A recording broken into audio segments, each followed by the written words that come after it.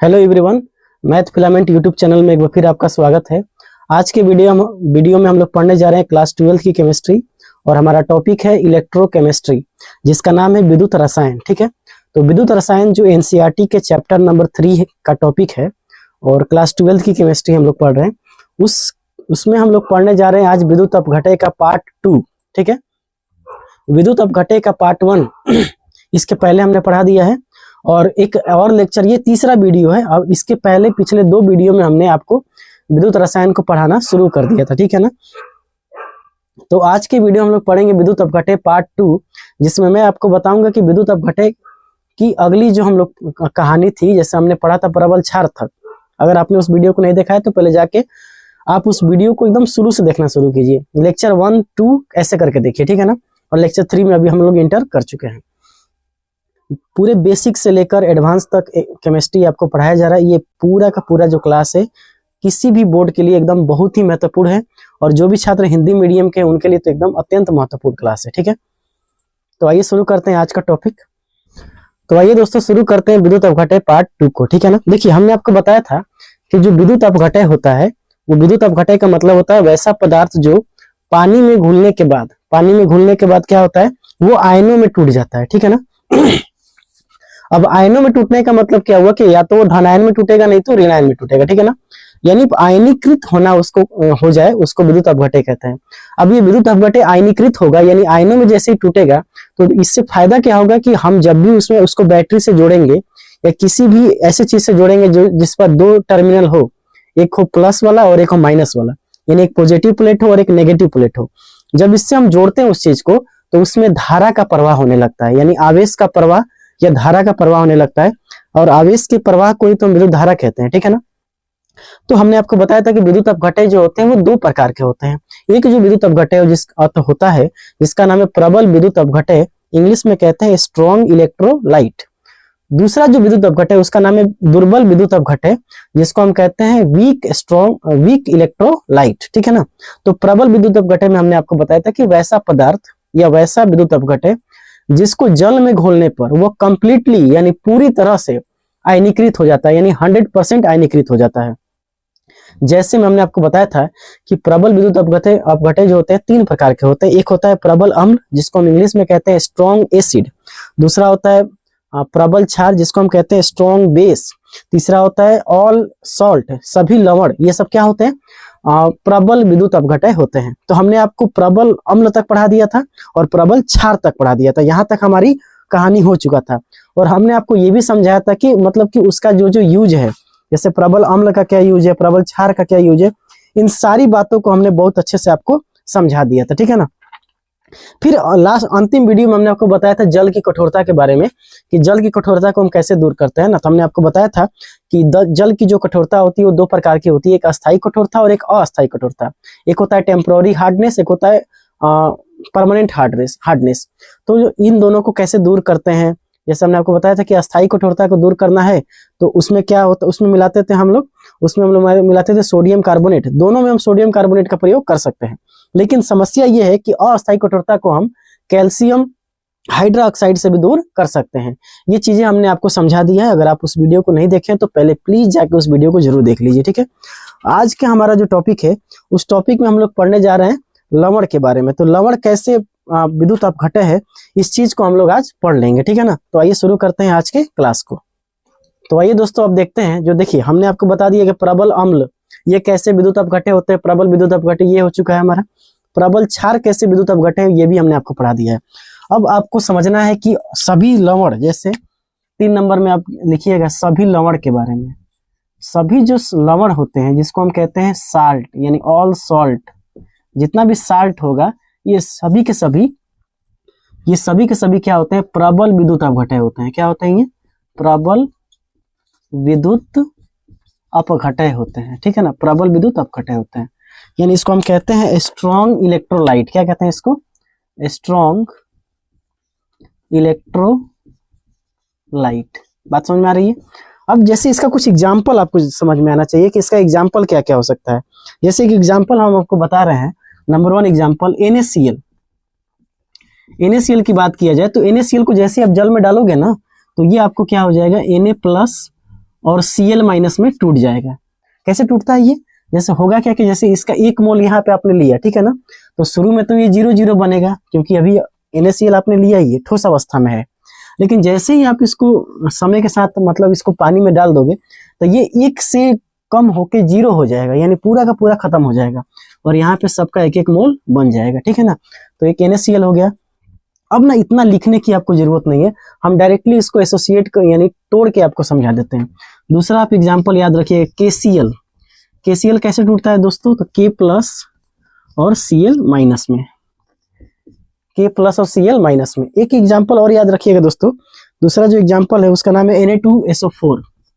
Na2SO4 ये कैसे टूटता है? तो 2Na प्लस और SO4 माइनस 2। SO4 पे हमेशा कितना चार्ज होता है? -2। तीसरा एग्जाम्पल आपको याद रखना, चौथा, कॉपर सल्फेट CuSO4। ये कैसे टूटेगा? Cu प्लस 2, हमेशा Cu पर कैसे चार्ज होता है? +2, और SO4 पे कैसे चार्ज होता है? -2, ठीक है, याद रखिएगा। ये सब क्या है? सॉल्ट है। एक एग्जाम्पल और याद रखिएगा, पांचवा जो एग्जाम्पल है CuSO4। तो Cu जो है कैसे उस पर चार्ज, अच्छा SO4 तो हो ही चुका है, CuCl2 कॉपर क्लोराइड है ना, ये कैसे टूटेगा? देखिए Cu पर क्या होता है? +2 और Cl पे होता है माइनस, है ना, लेकिन Cl है को 2 है ना, तो यहाँ भी 2 लगाना पड़ेगा। क्यों? तभी तो चार्ज बराबर होगा, प्लस वाला 2 तो माइनस वाला भी 2 करना पड़ेगा ना। बात समझ आ रही है यहाँ तक? एक एग्जाम्पल और याद रखेंगे, KNO3, 6 नंबर में KNO3, इसको आप तोड़िएगा तो कैसे टूटेगा? ये K प्लस और NO3 माइनस, ऐसे आप तोड़ देंगे। पोटेशियम नाइट्रेट इसका नाम है, क्या नाम है? पोटेशियम नाइट्रेट, ठीक है, ये हो गया। यहां तक समझ में आ रहा है आप लोगों को? तीसरा जो एग्जाम्पल है उसका नाम है AgCl। याद रखिएगा, ये AgCl ये कैसे टूटेगा? तो Ag प्लस और Cl माइनस में। Ag पर कैसा चार्ज होता है? Ag पर होता है प्लस चार्ज और Cl पे होता है माइनस चार्ज, ठीक है ना। Cl पर कैसे चार्ज होता है? Minus charge. बात समझ में आ रही है? एक एग्जाम्पल और याद रखिएगा, 8वां जो एग्जाम्पल आप लोग याद रखेंगे, MgCl2। तो MgCl2 कैसे टूटेगा? ये टूटेगा आपका Mg पर होता है +2 और Cl पे होता है -2, लेकिन Cl को है 2 है, तो यहाँ 2 लगा देंगे। अब देखिए चार्ज बराबर हो गया, माइनस वाला भी 2 और प्लस वाला भी 2। तो हमने आपको ये बताया कि जितने भी प्रबल विद्युत अपघट्य की बात किया जाए तो जितने भी आपके प्रबल अम्ल हो गए, जितने भी आपके प्रबल क्षार हो गए और जितने भी आपके लवण हो गए, ये सभी के सभी क्या होते हैं? प्रबल विद्युत अपघट्य होते हैं। जैसे हमने आपको बताया कि NaCl जो है ये टूटता है आपको Na प्लस और Cl माइनस पे। Cl अगर कहीं भी रहेगा तो हमेशा उसके साथ -1 चार्ज आता है और Na पर क्या होता है? +1 चार्ज। K पर कैसा चार्ज आएगा? +1 प्लस चार्ज और Cl पे हमेशा माइनस चार्ज। SO4 की बात किया जाए, देखिए Na2SO4, तो SO4 जहां भी रहता है इस पर हमेशा -2 चार्ज आता है, ठीक है ना। तो SO4 -2, अब Na पर हमेशा +1 चार्ज होता है, तो ये 2Na प्लस। कॉपर हमेशा +2 होता है, SO4 हमेशा -2 होता है। CuCl2 की बात किया जाए तो कॉपर पे चार्ज होता है +2 और Cl पे हो जाएगा 2 Cl माइनस। तो Cl माइनस, लेकिन हमको चार्ज को बराबर करना है तो 2 से गुणा करना पड़ेगा। यहाँ पे KNO3 की बात किया जाए, KNO3 तो K पर होगा प्लस और NO3 पे होगा माइनस, ठीक है। 7 पे बात किया जाए AgCl, तो ये होगा Ag प्लस और Cl माइनस। 9 की बात कीजिए मैग्नीशियम क्लोराइड, तो Mg पर हमेशा +2 चार्ज होता है, तो यहाँ +2 और 2 Cl माइनस, ठीक है। एक बात और याद रखिएगा, एक और एग्जांपल आपको समझा देते हैं, Al2SO4 ये कैसे टूटेगा? तो देखिए Al जो होता है ना उस पे हमेशा +3 चार्ज होता है, ठीक है ना, और SO4 पे कैसा चार्ज होता है? -2। अब देखिए Al कौगो है? देखिए तो Al 2 है, तो यहाँ 2 लिख दीजिए। अब देखिए इस पर आवेश कितना हो गया? यहाँ पे होल ट्वाइस 3 होता है, ठीक है ना। अब यहाँ पे SO4 कई गो है? तो SO4 है 3 गो, तो यहाँ 3 से कर दीजिए, तो ये आपका ये सॉल्ट हो गया। तो ये जब सॉल्ट होते हैं तो ये जैसे ही पानी में आप डालते हैं तो इस तरह टूट के आयनों में टूट जाते हैं और ये आयनों में पूरा कंप्लीट टूटते हैं, एकदम पूर्णतः टूटते हैं, है ना। 100% इनका जो होता है आयनीकरण होता है। इसीलिए सभी के सभी जो लवण होते हैं वो आपके प्रबल विद्युत अपघट्य होते हैं। तो यहाँ तक आप नोट कर लीजिए। इसके बाद देखते हैं दुर्बल विद्युत अपघट्य को। नोट किया जाए इसको। तो आइए दोस्तों अगले टॉपिक की तरफ चलते हैं।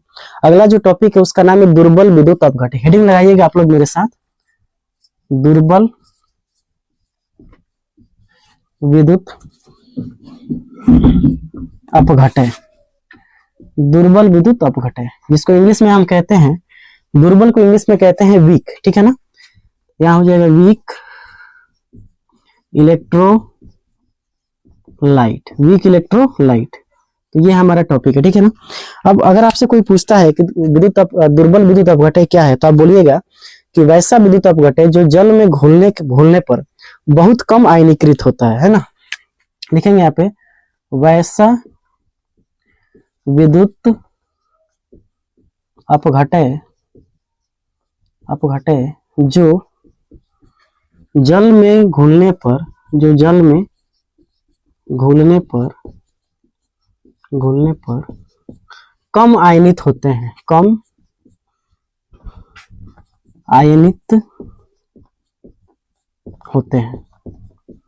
आयनित होते हैं, उसे दुर्बल विद्युत अपघटन कहते हैं। दुर्बल विद्युत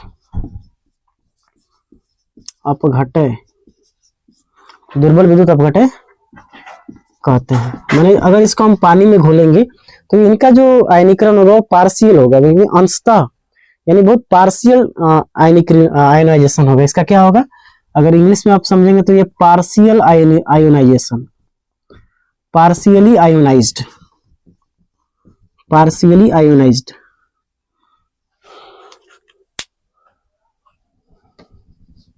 ये हो जाएगा पार्शियली आयोनाइज्ड, यानी इसका जो मतलब कि आयोनाइजेशन होगा, जो आयनीकरण होगा, यानी आयनों में टूटने का ये तो बहुत कम मात्रा में टूटता है ना। तो इसको हम कहते हैं अंशतः आयनीकृत, बहुत कम मात्रा में ये आयनों में टूटेगा, दुर्बल विद्युत अपघटन है। इसके कुछ प्रकार है, जैसे इसके प्रकार में आप समझिएगा, ये इसमें जो होता है इसमें दो एग्जाम्पल आपको याद रखना है। दुर्बल विद्युत अपघटन कितने प्रकार के होते हैं, 2 प्रकार के। तो लिखेंगे ये 2 प्रकार के होते हैं, ये 2 प्रकार के होते हैं। अब ये 2 प्रकार के कौन कौन होता है, तो देखिए एक होता है आपका, देखिए प्रबल अम्ल, तो उसमें चला गया, तो इसमें जो आएगा वो आएगा दुर्बल अम्ल। क्या आएगा, दुर्बल अम्ल। जितने भी दुर्बल अम्ल है वो सभी के सभी दुर्बल विद्युत अपघटन है। इसको इंग्लिश में कहते हैं वीक इलेक्ट्रोलाइट्स, ठीक है ना। दूसरा जो एग्जांपल है उसका नाम है दुर्बल क्षार। प्रबल क्षार हो गया प्रबल विद्युत अपघटन में, लेकिन दुर्बल क्षार किसमें आ जाएगा, इसमें दुर्बल विद्युत अपघटन में दुर्बल क्षार, जिसको हम इंग्लिश में कहते हैं वीक क्या बोलते हैं, वीक बेस। यहाँ पे इलेक्ट्रोलाइट नहीं होगा, यहाँ पे क्या होगा, वीक एसिड, यहाँ पे हो जाएगा वीक एसिड। तो यहाँ सुधार लीजिएगा आप लोग, वीक एसिड और वीक बेस। देखिए लवण इसमें नहीं आएगा, लवण में दुर्बल और प्रबल नहीं होता, वो एक किले होता है ना। तो वो किसमें चला जाएगा, केवल प्रबल अम्ल। तो इसमें बस 2 ही है, एक है दुर्बल अम्ल, एक है दुर्बल क्षार, ठीक है ना। अब दुर्बल अम्ल और दुर्बल क्षार को हम बहुत बढ़िया से यहाँ पे पढ़ेंगे अच्छे से, है ना। तो आइए शुरू करते हैं दुर्बल अम्ल और दुर्बल क्षार को। पहले इतना नोट कीजिए आप लोग, दुर्बल विद्युत अपघटन में अगर किसी को दिक्कत है तो बताइए, नोट कर लीजिए इसको। अब हम लोग सीखना शुरू करते हैं। अच्छा थोड़ा बहुत और समझिए, जैसे एक एग्जाम्पल से आप समझिएगा। जैसे मान के चलिए हम एक एग्जाम्पल ले रहे हैं, CH3COOH। ये जो है ना, इसका नाम है एसिटिक एसिड। क्या नाम है, एसिटिक अम्ल है ये जो है आपका दुर्बल अम्ल है। कैसा अम्ल है, ये दुर्बल अम्ल है। अब जब दुर्बल अम्ल है तो इसका मतलब ये कैसा विद्युत अपघटन हो जाएगा, दुर्बल विद्युत अपघटन हो जाएगा। कैसा हो जाएगा, दुर्बल विद्युत अपघटन। वीक इलेक्ट्रोलाइट्स हो जाएगा, WE। क्या हो जाएगा, WE मतलब क्या हो गया, वीक इलेक्ट्रोलाइट्स। अब इसको जैसे हम तोड़ते हैं ना, तो होता क्या है कि जैसे ही आप इसको तोड़ोगे तो ये कैसे टूटेगा, ध्यान समझिएगा। इसको हम तोड़ेंगे तो ये जैसे CH3COOH है ना, इसको आप तोड़िएगा तो ये टूटेगा। देखिए ऐसे CH3 COOH minus H plus. अब देखिए इसकी जो मात्रा होती है ना, ये आयनों की जो मात्रा होती है CH3O माइनस और H प्लस की जो आयनों की मात्रा होती है वो बहुत ही कम होती है ना। जैसे मान के चलिए ये 1 हो गया तो यहाँ पे 0 और 0, ठीक है ना। लेकिन यहाँ पे अगर हम इसको तोड़ेंगे तो 1 माइनस अल्फा, अल्फा क्या होता है, वियोजन की दर यानी टूटने की जो दर है, तो यहाँ भी हो जाएगा अल्फा और यहाँ भी हो जाएगा अल्फा। लेकिन जो अल्फा का जो मान है वो आप 100% नहीं है, वो 100% ये इतना के बराबर नहीं है, ठीक है ना, इतना के बराबर नहीं है, बल्कि अल्फा का मान के चलिए 20% हो गया, या अल्फा का मान के चलिए 30% हो गया, ठीक है ना। अच्छा मान के चलिए यहाँ पे अगर हम मान के चलते हैं कि अल्फा का मान लीजिए 10% है, कितना है 10%, अल्फा का मान कितना हो गया 10%। इसका मतलब अल्फा का मान कितना हो जाएगा 10/100, और 10/100 का मतलब कितना होता है 0.1, यानी यहाँ पे देखिएगा 1 माइनस 0.1, यहाँ भी 0.1, यहाँ भी 0.1, तो इसको घटाएंगे तो कितना हो जाएगा 0.9, यानी पहले 1 था, अब 0.1 में से 0.9 ही क्या हुआ है, टूटा है, यानी 0.1 टूटा है, अब बाकी टूटने के बाद कितना बचा, ये 0.9, यानी इसकी वियोजन की जो दर है वो 100% नहीं है, बल्कि 100% से काफी कम है। तो इसका मतलब इसको जैसे हम जल में घोलते हैं तो ये पूरा तरह कंप्लीट टूटता नहीं है, बहुत कम मात्रा में टूटता है, तो इसको इसीलिए इसको हम कहते हैं दुर्बल विद्युत अपघटय। यहाँ देखिए दुर्बल विद्युत अपघटय हमने आपको समझा दिया, ठीक है ना। दुर्बल विद्युत अपघटय जो था ये इस तरह से इसको समझना है। तो दुर्बल विद्युत अपघटय का मतलब ये हो गया कि वैसा विद्युत अपघटय जो जल में अगर उसको घोलते हैं तो बहुत कम आयनित होता है, बहुत कम मात्रा में टूटता है, उसको हम कहते हैं दुर्बल विद्युत अपघटय। ये पार्शियली आयोनाइज्ड होता है, कंप्लीटली आयोनाइज्ड नहीं होता है। 2 प्रकार के होते हैं, एक होता है वीक एसिड और दूसरा होता है वीक बेस, ठीक है। अब आइए इसके बारे में आगे भी समझ जाते हैं, ठीक है ना, आगे इसकी कहानी को समझते हैं। अब एक एक करके समझते हैं। सबसे पहले समझेंगे दुर्बल अम्ल को, फिर समझेंगे हम लोग दुर्बल क्षार को, ठीक है। तो सबसे पहले कुछ दुर्बल अम्ल की एग्जाम्पल को समझ जाते हैं, फिर दुर्बल क्षार को समझते हैं, ठीक है ना। अच्छा, दुर्बल अम्ल के बारे में जो हमने आपको बताया सेम टू सेम आप उसी तरह का सोच दुर्बल क्षार में भी रख सकते हैं। जैसे एक दुर्बल क्षार का एग्जाम्पल समझिएगा, दुर्बल क्षार, फिर बारी बारी से फिर सबको पढ़ेंगे। दुर्बल क्षार जिसको हम कहते हैं वीक बेस, है ना, वीक बेस, ठीक है। तो इसमें एक एग्जाम्पल हम आपको जैसे लिखवाते हैं। सबसे पहले एक एग्जाम्पल कैल्शियम हाइड्रा ऑक्साइड, जैसे मान के चलिए कैल्शियम हाइड्रा ऑक्साइड, इसको आपने जल में घोला। जैसे इसको आप जल में घोलते हो तो क्या होता है, ये ऐसे टूटेगा Ca+2, और देखिए Ca पे तो +2 चार्ज होता है ना, और OH पे हमेशा -1 होता है, लेकिन OH है कहोगे 2 है, तो यहाँ 2 लगा दीजिए, ठीक है ना। अब इसको आप तोड़ेंगे तो यहाँ 1 मोल बनेगा, यहाँ 0 और यहाँ 0, ठीक है। अब इसको अल्फा से तोड़िए, 1 माइनस अल्फा, यहाँ कितना हो जाएगा अल्फा, लेकिन यहाँ दोस्तों अल्फा नहीं होगा, यहाँ देखिए सामने 2 लगा हुआ है, तो यहाँ बता दीजिएगा 2 अल्फा। अब मान के चलिए इसके टूटने की जो दर है वो मान के चलिए कितना है 15%, कितना है 15%। इसका मतलब अल्फा का मान कितना हो जाएगा 15, यहाँ करेंगे 15/100, 15/100 का मतलब 0.15, है ना, भाग देंगे तो 0.15 आ जाएगा, यानी यहाँ से 1 में से हम 0.15 घटाएंगे तो ये आपका आ जाएगा 0.85, ठीक है। यहाँ बनेगा 0.15, यहाँ बनेगा 2 गुणे 0.15, जब इसको गुणा करेंगे तो कितना हो जाएगा, ये लगभग आपका हो जाएगा 0.30, ठीक है। तो इस तरह से ये बना। इसका मतलब दुर्बल क्षार को भी अगर हम देखिए तोड़ते हैं तो यहाँ देखिए पूरा नहीं टूटा है, ये पूरा टूटा है, कुछ बच गया है यहाँ पे, यानी अगर ये प्रबल होता तो यहाँ पे 0 बचता, लेकिन दुर्बल होने की वजह से यहाँ पे इसकी बहुत सारी मात्राएं यहाँ बच चुकी है, तो इसीलिए इसको हम दुर्बल क्षार कहते हैं। और दुर्बल क्षार विद्युत अपघटय क्यों है, क्योंकि ये कंप्लीट टूटता नहीं है। एक और एग्जांपल समझ जाइए, जैसे दुर्बल क्षार का एक एग्जांपल हम लेते हैं NH4OH, ठीक है। देखिए दुर्बल क्षार, ये क्षार किसे कहते हैं, तो जो जल में घुलने के बाद H+ देता है उसको अम्ल कहते हैं, और जो OH- देता है उसको क्षार कहते हैं, ठीक है ना। तो समझ जाइए यहाँ पे, जैसे मान के चलिए ये हम पढ़ेंगे इसको रेडॉक्स रिएक्शन में अच्छे से पढ़ते हैं, अगर आपने पढ़ा होगा तो। जैसे इसको हम H2O डाला हमने, ठीक है ना, तो ये कैसे टूटेगा, NH4 पर कितना चार्ज होता है, कोई बता सकता है, प्लस, और OH पे कितना होगा माइनस, तो इसको तोड़िएगा तो 1, यहाँ 0 और यहाँ भी 0, ठीक है। अब इसको अल्फा में तोड़िए, 1 माइनस अल्फा, यहाँ अल्फा और यहाँ अल्फा। अब अल्फा मान लीजिए कुछ भी हो, इसका मान 20% है, इसका मतलब 0, अल्फा का मान कितना है 0.2 है ना, 20/100 करेंगे तो यहाँ कितना हो जाएगा, यहाँ अगर घटाएंगे 1 माइनस 0.2 तो ये आ जाएगा लगभग 0.8, यहाँ आ जाएगा 0.8 और यहाँ आ जाएगा 0.8। तो देखिए यहाँ पे क्या पूरा ये टूट गया? नहीं टूटा, कुछ मात्रा इसकी 0.8 जो मात्रा है वो अभी भी बचा हुआ है। इसका मतलब जैसे इसको जल में हम घोलते हैं तो ये कंप्लीट टूटता नहीं है, बल्कि इसकी मात्राएं बच जाती है। तो इसीलिए इसको हम कहते हैं दुर्बल विद्युत अपघटय। समझ में आ गया यहाँ तक? अब चलिए कुछ एग्जाम्पल आपको समझा देते हैं। उस एग्जाम्पल को आपको बहुत ध्यान में रखना है, इसको नोट कर लीजिए, फिर आगे देखते हैं, ठीक है।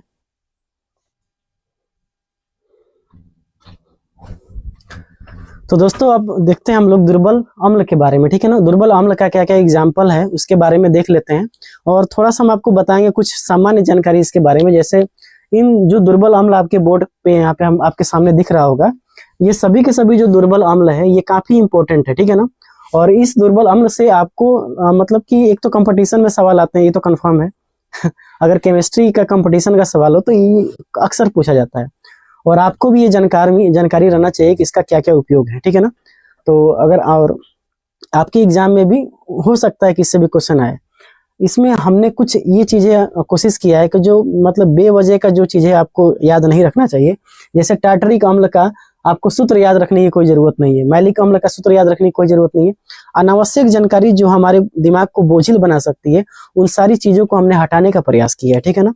तो बस आपको जानकारी सामान्यतः जो इसकी जानकारी है उसको याद रखना है, इसको बस एक बार देख लेना है, इसका क्या क्या एग्जाम्पल है, दुर्बल अम्ल के क्या क्या एग्जाम्पल है, एक बार अपने दिमाग में इसको सेट कर लेना है, ठीक है ना। सबसे पहला एग्जाम्पल आपको दिख रहा होगा, सबसे पहला एग्जाम्पल दिख रहा होगा एसिटिक अम्ल, ठीक है ना। एसिटिक अम्ल जो आपको एग्जाम्पल देख रहा है, जिसका फॉर्मूला आपको जरूर याद रखना है, CH3COOH, ये आप याद रखेंगे, ठीक है ना। एसिटिक अम्ल का जो यूज होता है, इसका यूज होता है सिरका में, ठीक है ना। अब यहाँ पे लिखिएगा, मेरे साथ साथ लिखते चलिएगा, सिरका। सिरका का नाम सुने होंगे आप लोग, सिरका जिसको हम विनेगर भी कहते हैं, क्या कहते हैं? विनेगर में, विनेगर में इसका हम प्रयोग करते हैं। एसिटिक अम्ल कहाँ पर किस में पाया जाता है? सिरका में पाया जाता है। और अचार को खराब होने से बचाना हो तो हम उसमें एसिटिक अम्ल का प्रयोग करते हैं, जिसको भी लिख सकते हैं अचार को खराब होने से बचाने में, अचार को खराब होने से बचाने में हम एसिटिक अम्ल का प्रयोग करते हैं। ये आपसे सवाल पूछा जाएगा कि सिरका में क्या पाया जाता है, तो आप बोलेंगे एसिटिक अम्ल पाया जाता है। क्या पाया जाता है? एसिटिक अम्ल। दूसरा जो आपको दिख रहा होगा फॉर्मिक अम्ल, जिसका फॉर्मूला आपको याद रखना है HCOOH, है ना। ये जो होता है ये इसमें किसमें पाया जाता है? ये आपको चींटी के डंक में, जितनी भी चींटी होती है, चींटी के डंक में, जो एकदम लालका चींटी होती है ना, हड़ाका, जो एकदम खतरनाक काटती है, तो चींटी के डंक में ये पाया जाता है। चींटी के डंक में, चींटी अगर आपको काट देगी तो वो आपके शरीर के अंदर फॉर्मिक अम्ल छोड़ देती है ना। इसका फॉर्मूला याद रखिएगा, HCOOH। तो चींटी के डंक में ये फॉर्मिक अम्ल पाया जाता है। दूसरा, अगर कोई बिच्छू है ना, बिच्छू के डंक में भी ये पाया जाता है। बिच्छू के डंक में भी क्या होता है? ये फॉर्मिक अम्ल पाया जाता है। बात याद रखिएगा इस चीज को। तो हमने आपको यहाँ पे अभी दो चीजें बताई, एसिटिक अम्ल जो सिरका में पाया जाता है, ठीक है ना। अचार को खराब होना है तो इसी को डाला जाता है, एसिटिक अम्ल को, जिसका फॉर्मूला क्या होता है? CH3COOH। फिर फॉर्मिक अम्ल, जिसका फॉर्मूला होता है HCOOH। चींटी के डंक में और बिच्छू के डंक में ये पाया जाता है। साइट्रिक जो अम्ल है ये खट्टे फलों में पाया जाता है ना, तो नींबू और संतरा, जैसे खट्टे फलों में आप ये लिख सकते हैं, खट्टे फलों जैसे नींबू और संतरा में, नींबू और संतरा में इसको पाया जाता है कौन? साइट्रिक अम्ल। इसका ये सूत्र याद रखने की आपको कोई जरूरत नहीं है, बस साइट्रिक अम्ल कैसे पाया जाता है? खट्टे फलों और नींबू और संतरा में। चौथा जो दिख रहा है आपको ऑक्जेलिक अम्ल, इसका फॉर्मूला याद रखिएगा, C2H2O4।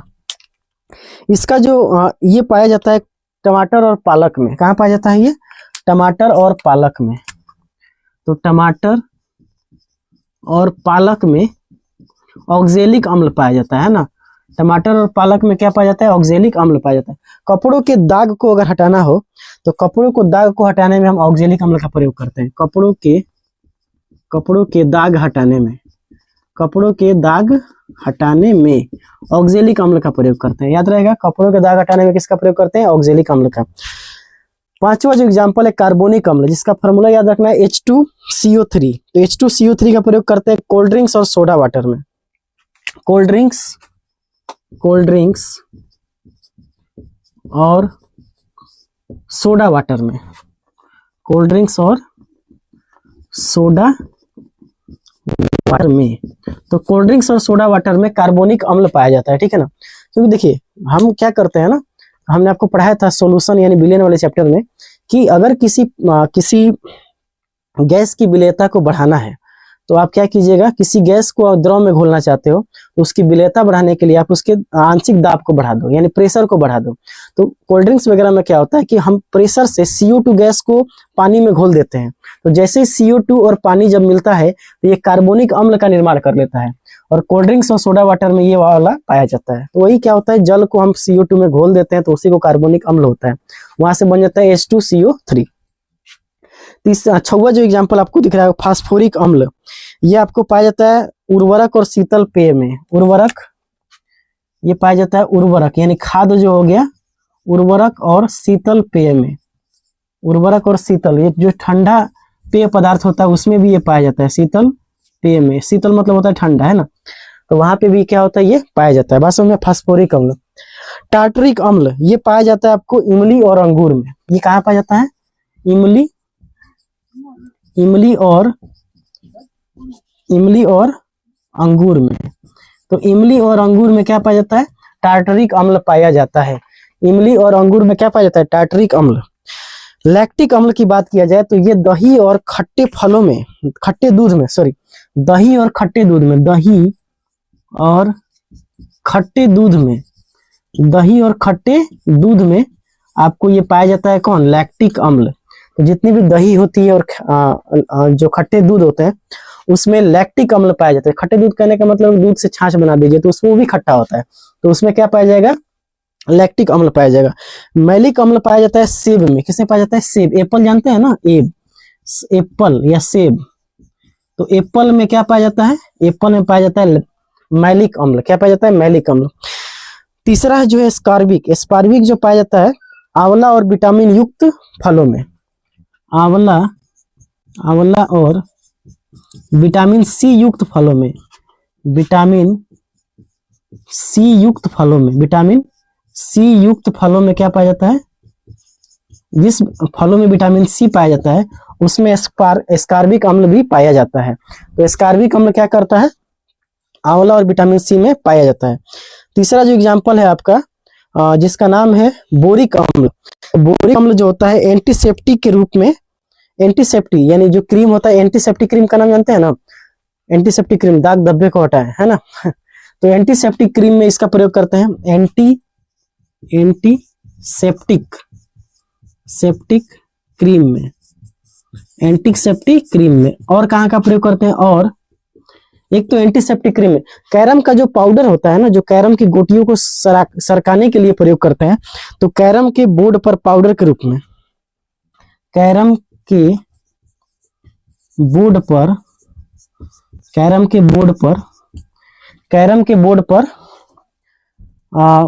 बोर्ड पर चिकनाई हेतु, चिकनाई यानी चिकनाई बना रहे, यानी कैरम जो होता है, कैरम खेलता है तो कैरम पर अगर हमको गोटियों को सरकाना है तो उसमें हम लोग बोरिक अम्ल वाला जो पाउडर है तो उसका प्रयोग करते हैं।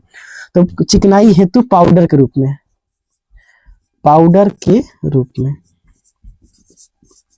तो चिकनाई हेतु पाउडर के रूप में हम किसका प्रयोग करते हैं, बोरिक अम्ल का प्रयोग करते हैं, ठीक है ना। तीसरा जो है हाइड्रोजन साइनाइड, सबसे लास्ट वाला, इसका प्रयोग करते हैं अत्यंत विषैला अम्ल। ये कैसा विषैला अम्ल है, ये है अत्यंत विषैला अम्ल है, अत्यंत विषैला अम्ल है, एकदम ये विषैला अम्ल है, ठीक है ना, अत्यंत विषैला अम्ल है। और औद्योगिक पॉलीसीन और कीटनाशक में इसका प्रयोग करते हैं, कीटनाशक में इसका प्रयोग करते हैं,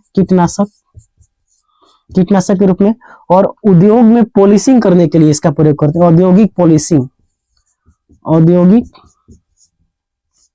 पॉलिशिंग में, है ना, औद्योगिक पॉलिशिंग में हम इसका प्रयोग करते हैं। तो हमने आपको बताया कि दुर्बल अम्ल के क्या क्या मतलब उदाहरण है। तो सबसे पहले हमने आपको बताया एसिटिक अम्ल, ठीक है, ध्यान से समझिए, एक बार फिर से सुन लीजिए। एसिटिक अम्ल जिसका फॉर्मूला होता है CH3COOH, है ना। तो इसका प्रयोग ये सिरका में पाया जाता है और अचार को खराब होने से बचाने के लिए हम एसिटिक अम्ल का प्रयोग करते हैं। दूसरा अम्ल हमने आपको बताया फॉर्मिक अम्ल, HCOOH, चींटी के डंक में और बिच्छू के डंक में ये पाया जाता है, ठीक है। तीसरा बताया आपको सिट्रिक अम्ल, जिसका फॉर्मूला आपको याद रखने की कोई जरूरत नहीं है, ये आप नहीं याद रख सकते हैं, ठीक है ना। खट्टे फलों, जो भी खट्टा फल होता है जैसे संतरा, नींबू, इसमें ये पाया जाता है साइट्रिक अम्ल। ऑक्जेलिक अम्ल की बात करें C2H2O4 टमाटर और पालक में पाया जाता है। कपड़ों के दाग को हटाने में भी इसका प्रयोग करते हैं। कार्बोनिक अम्ल H2CO3 कोल्ड ड्रिंक्स और सोडा वाटर में इसका प्रयोग किया जाता है, ठीक है ना। फास्फोरिक अम्ल H3PO4, फास्फोरिक अम्ल का फॉर्मूला क्या होता है, H3PO4 उर्वरक और जो ठंडे पेय पदार्थ होते हैं, जैसे जो भी ठंडा पेय पदार्थ होता है उसमें भी ये मिला होता है, ठीक है ना। टार्टरिक अम्ल की बात किया जाए तो इमली और अंगूर में पाया जाता है। लैक्टिक अम्ल दही और खट्टे दूध में पाया जाता है। नौवा मैलिक अम्ल सेब में पाया जाता है, मैलिक अम्ल, ठीक है ना। एस्कॉर्बिक अम्ल आंवला और विटामिन सी युक्त फलों में, जो भी फल होते हैं जिसमें विटामिन सी की मात्रा ज्यादा होती है, जैसे नींबू में भी ये पाया जाएगा, है ना। एस्कॉर्बिक अम्ल नींबू में पाया जाएगा, संतरा में भी पाया जाएगा, आंवला में तो ज्यादातर मात्रा। सबसे विटामिन सी का सबसे अच्छा स्रोत आंवला को माना जाता है। बोरिक अम्ल की बात किया जाए, जिसका फॉर्मूला होता है H3BO3। ये एंटीसेप्टिक जो क्रीम होते हैं, जैसे जो भी क्रीम एंटीसेप्टिक लिखा होता है उसमें ये मिला होता है। कैरम के बोर्ड पर चिकनाई हेतु पाउडर के रूप में इसका प्रयोग करते हैं।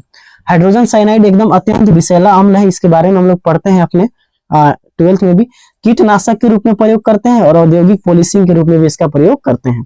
तो यहाँ तक हमने आपको बता दिया दुर्बल अम्ल के कुछ एग्जाम्पल और उसके कुछ उपयोगों के बारे में भी हमने आपको बता दिया, सामान्य जानकारी भी हमने आपको समझाया। तो उम्मीद है आपको ये वीडियो समझ में आ रहा होगा। चलिए अब आगे देख लेते हैं दुर्बल क्षार के बारे में, इसको नोट कीजिए फिर आगे देखते हैं।